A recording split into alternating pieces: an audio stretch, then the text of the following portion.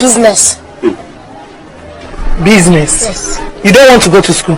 No, I don't want to go to school. I want to do business so that I will start making money as soon as possible. I swear! I know, but I did business. Shut up! Shut up! This is business. Hey! I invested the money. Stop it! I will kill you! Sorry. Sorry, sir. Hey!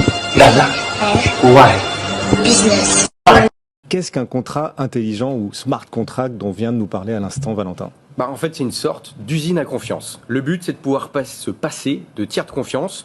Un smart contract en français, on appelle ça un contrat intelligent, mais en réalité, ça devrait plutôt s'appeler un contrat autonome.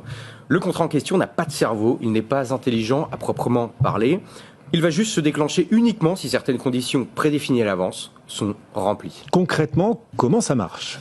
Imaginons, je suis développeur informatique. Oui. Je vais écrire un programme informatique. Ce programme, qu'est-ce que c'est? Ce sont l'ensemble des règles qui vont définir mon projet. Une fois que mon programme est écrit, je vais le graver sur la blockchain en question.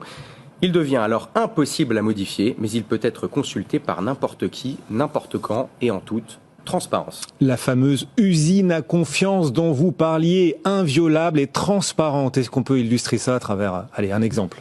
Bien sûr, si demain je veux réaliser un projet de crowdfunding, mais que je ne suis pas certain que le projet va prendre. Du coup, je veux me baquer, je veux pas prendre trop de risques et je veux avoir des garanties. Oui.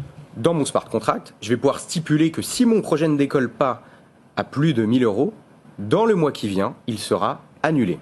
Si on dépasse cette somme dans le temps imparti, l'argent sera versé au gestionnaire du projet et dans le cas contraire, les souscripteurs seront intégralement remboursés. Quels sont, du coup, les avantages des smart contracts? Sécuriser un accord entre deux parties, ou davantage, grâce à la transparence et à l'immuabilité de la blockchain. Ça garantit la force obligatoire des contrats, non plus par le droit, mais directement par le code informatique. Les conditions sont très clairement fixées, l'interprétation du code est sans équivoque, contrairement à l'interprétation humaine qui laisse toujours place à la négociation ou à la découverte d'un vide juridique. Une fois qu'on a sécurisé l'accord, on élimine des risques en cascade, ça élimine les risques d'impayés fréquemment observés dans le cas d'un contrat traditionnel et ça diminue drastiquement les coûts des intermédiaires dans l'élaboration, le suivi et la passation d'un contrat.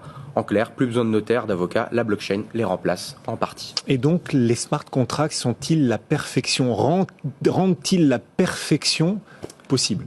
Je sais, Guillaume, que vous aimez bien parler des trains qui n'arrivent pas toujours à l'heure. Ce qui fait leur force, ça peut aussi faire leur faiblesse. Aïe.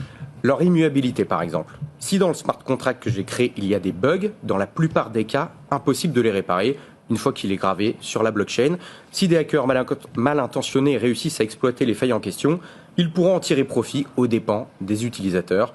Un des piratages les plus connus est celui du projet The DAO. Les hackers ont réussi à voler plus de 150 millions de dollars en jetons ETH. Pour récupérer les jetons, il a fallu réécrire l'historique des transactions dans la blockchain Ethereum.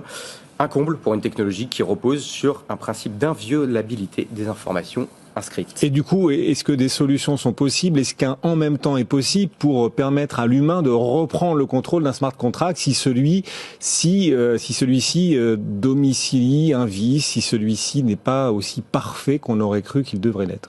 C'est typiquement ce genre de problème qui pose la question de l'immuabilité des blockchains.